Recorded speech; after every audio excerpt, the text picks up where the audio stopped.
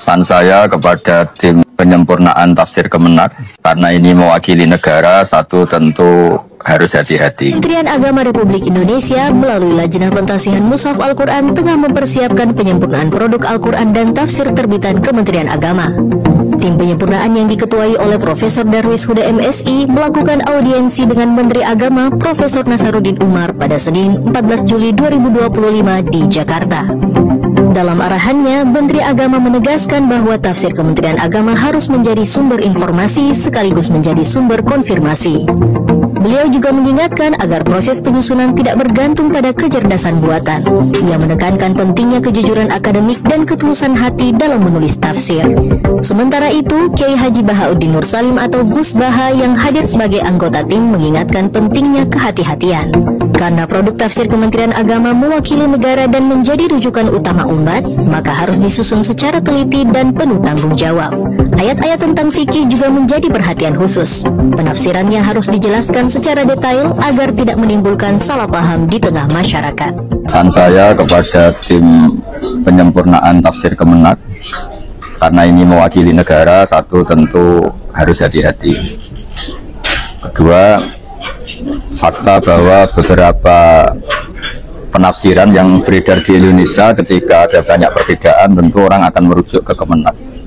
Jadi saya mohon tim lebih hati-hati, lebih jaga validitas data, otentik, komprehensif.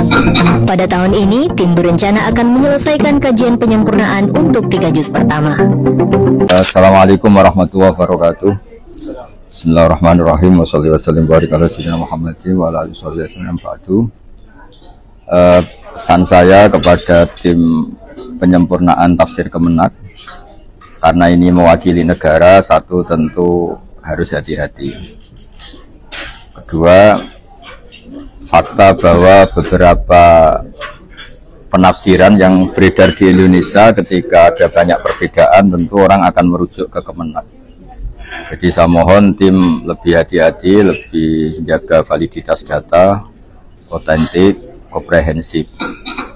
Ketiga, karena ayat Al-Quran itu dengan bahasa Arab, maka penafsiran yang lebih mendekati kebenaran adalah yang ditulis ulama-ulama dulu dengan sedikit kalau terpaksa dimodifikasi dengan ilmu-ilmu usul fikih, sehingga kelihatan Al-Quran menjawab tantangan zaman.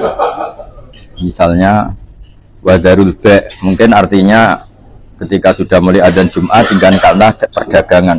Tentu maksudnya perdagangan adalah semua yang mengganggu datang ke masjid atau ke Jumatan, sehingga kata ba' itu memasukkan kulla syahilin anil Jum'ah. Itu juga penting sehingga nanti semua ayat-ayat yang menyebut satu kasus kita bisa mengkiaskan, menganalogikan dengan kasus-kasus yang lain, sehingga Quran benar-benar hudal linnas, benar-benar syifa, benar-benar obat. Yang terakhir, kita harus menekankan ayat-ayat yang mengarah ke moderasi Islam atau ke toleransi. Misalnya ayat wa in janahu lisalmi fajnalaha wa tawakkal 'ala Allah. La yanhaakum wa 'anil ladzina lam yuqatilukum fid din wa lam yukhrijukum min diyarikum an tabarruhum wa tuqsitu ilaihi. Daripada kita moderasi tanpa basis dalil, mendingan moderasi dengan basis dalil sehingga hidup kita tetap religi, meskipun bersama dengan itu menjaga kemajmukan, menjaga kebinekaan. Selama ini ketentraman Indonesia adalah dipandu misalnya oleh ayat lakum dinukum waliyadin, ayat-ayat wa in janahu lisalmi fajnalaha wa tawakkal 'ala Allah. Kalau mereka suka damai, ya kita harus suka damai. Jadi saya mohon tim juga serius menerjemah ayat-ayat fikih, karena kadang Quran hanya cerita mujmalnya saja, kayak wa antajma'u bainal ukhtain. Padahal kita tahu yang diharamkan adalah mengumpulkan dua perempuan yang ada hubungan mahram, tidak hanya ukhtain. Begitu juga ayat-ayat misalnya Nabi Lut cerita haula ibanati hunna adharulakum fattaqu wa la tukhzuni fi dhaifi. Ketika ada penyimpangan seks, orang suka homoseksual, Nabi Lut bilang lelaki jangan suka laki-laki, normalnya kalian tuh suka perempuan. Tapi yang dimaksud adalah suka perempuan kemudian menjadi halal lewat nikah. Tapi Quran hanya bilang haula ibanati hunna adharulakum. Jadi apapun umumnya Quran atau mujmalnya tetap harus dikawal dengan perangkat fikih. sehingga menjadi halal sesuai aturan fikih. Kalau tidak ya hanya dikira pembenaran terhadap hal-hal yang tidak kita inginkan.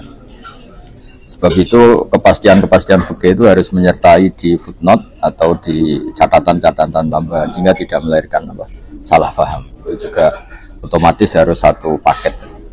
Kalau enggak ya tadi. Jadi misalnya ayat-ayat faktulul musyrikina haitsu wajadtumuhum wa khuduhum itu kan kesannya ekstrim. Bunuhlah orang musyrik kapan saja kamu ketemu.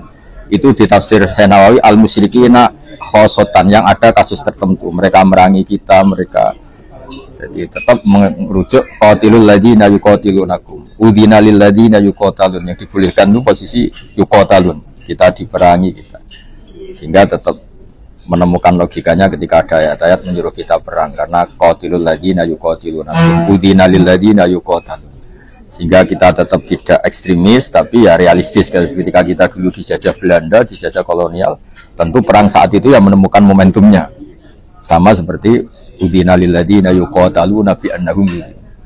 Jadi ya jangan moderasi yang mengharamkan tadi kital, ya jangan terus kital padahal masih bisa ada mediasi.